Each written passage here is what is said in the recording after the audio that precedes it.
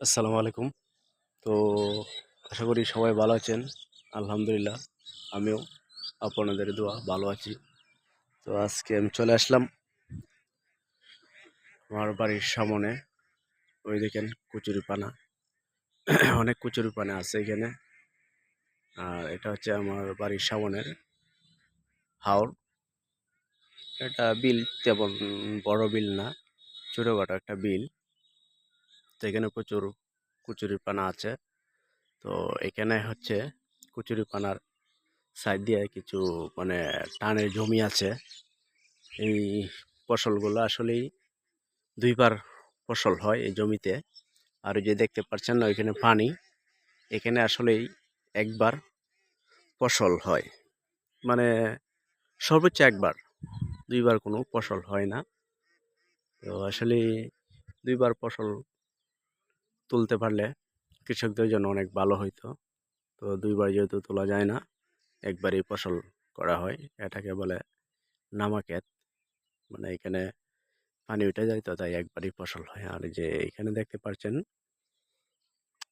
আউশ, সোনালী আউশ।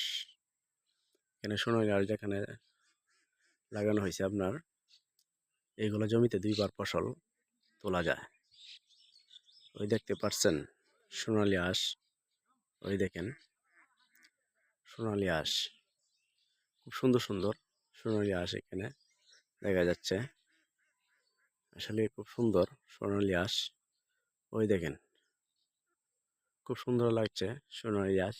আর আমার বাড়ির সামনে এগুলো দেখে আমার খুব ভালো লাগে। তো আমরা প্রতিনিয়তই সোনালী আঁশ আমাদের গ্রামাঞ্চলের মানুষরা করে। মনে করেন পাটের যে একটা পাট বিক্রি করা যায়, আবার এই যে লাকড়িগুলা যেগুলা আমরা গ্রাম্য ভাষা বলে ফাটকড়ি, এগুলা দিয়ে আপনার এই যে জ্বালানি কাজে ব্যবহার করা হয়। তো দুটোটাই কাজে লাগে। আর হয়তো অনেকেই চিনেন, অনেকেই চিনেন না। তো তার পিছনে আছে আপনার এই যে এখানে দেখা যাচ্ছে আপনার হয়তো অনেকেই চিনেন, অনেকেই চিনেন না। এটা হচ্ছে দনসা ক্ষেত বলে, আমাদের গ্রামের ভাষা দনসা ক্ষেত বলি। এখানে এটাও কিন্তু জ্বালানি কাজে ব্যবহার করা হয়। দঞ্চা, এটাও জ্বালানি কাজের জন্য আমরা, এটা কিন্তু আপনার চারা রোপণ করা হয় না, এটা আপনার বীজ, যে গোটাগুলা হয় বীজ, এই বীজগুলা ফালাইলে এগুলো উঠা যায়। আর এগুলো ফালতে হয় না বিশেষ করে, এগুলো এমনিতেই একবার হইলে আরেকবার এমনিতে উঠা যায়। তো আসলে খুব সুন্দর একটা দৃশ্য। ওই দেখেন আরেকজন এদিক দিয়ে মনে করেন জমিতে কিছু কাজ ছিল তার, ওই যে দেখা যাচ্ছে হাঁস ছিল, ওই যে একজন হাঁস নিয়ে যাচ্ছে, ওই দেখেন। তো এখানে উনি হাঁসের মালিক ছিলেন। তো হাঁসগুলো এখন খাবার দেবে, হাঁসগুলো নিয়ে ওইদিকে চলে যাচ্ছে। ঠিক আছে, তো আমি আসছিলাম বিলটা দেখার জন্য। ওই দেখেন একটা জাল, ওটাকে বলে আপনার টাক জাল। আমরা অনেকেই চিনি, অনেকেই চিনি না। এটা দিয়ে এখানে মনে করেন প্রচুর পরিমাণ পানি। তো এখানে গিয়ে নৌকা দিয়ে এখানে মাছ মারতে হয়। আসলে আমিও মারতাম এক সময়, এখন যেহেতু শহরে থাকি এখন আর মারতে পারি না। মাছ মারার মজাটাই আলাদা। তো যখন বাড়িতে ছিলাম তখন মাছ মারতাম প্রতিদিনই মাছ মারতাম। তো এখন আর যেহেতু শহরে থাকি এখন মাছ মারার সময় পাই না।